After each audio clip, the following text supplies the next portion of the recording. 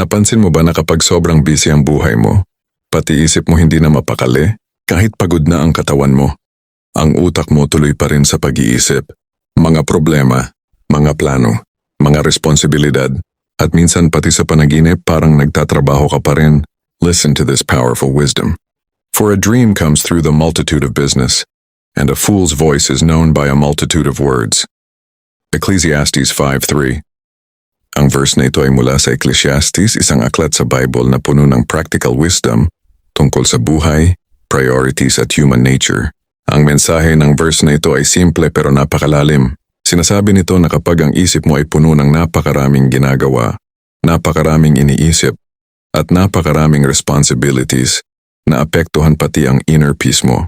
At sa pangalawang bahagi ng verse may isa pang warning. Ang taong walang wisdom ay kadalasang nakikilala sa dami ng salita. Sa madaling salita, hindi lahat ng busy ay productive.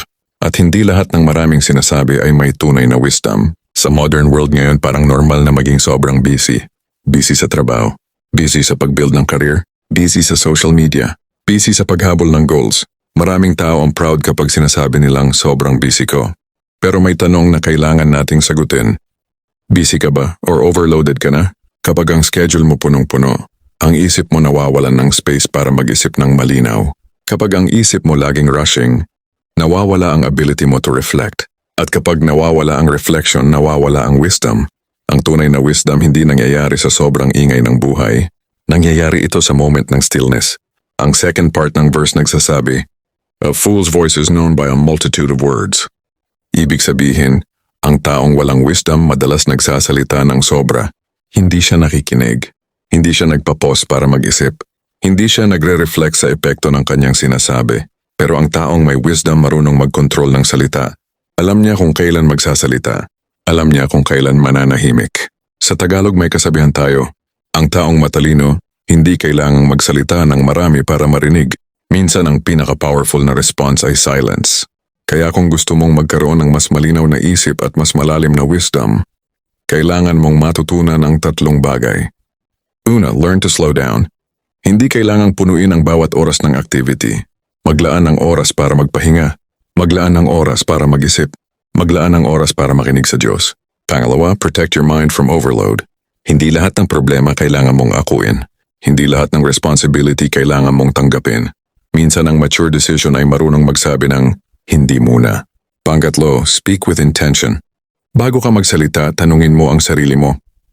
Makakatulong ba ang sasabihin ko? May wisdom ba ito? O nagdadagdag lang ito ng ingay? Ang words may power.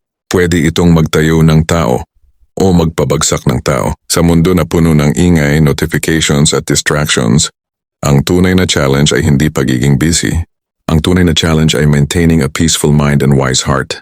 Hindi kailangang maging sobrang busy para maging valuable. Hindi kailangang magsalita ng marami para maging impactful.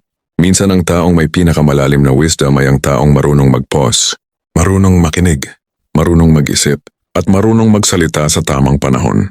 Remember this, kapag ang buhay mo laging overloaded, nawawala ang clarity. At kapag ang bibig mo laging puno ng salita, nawawala ang wisdom. Kaya slow down.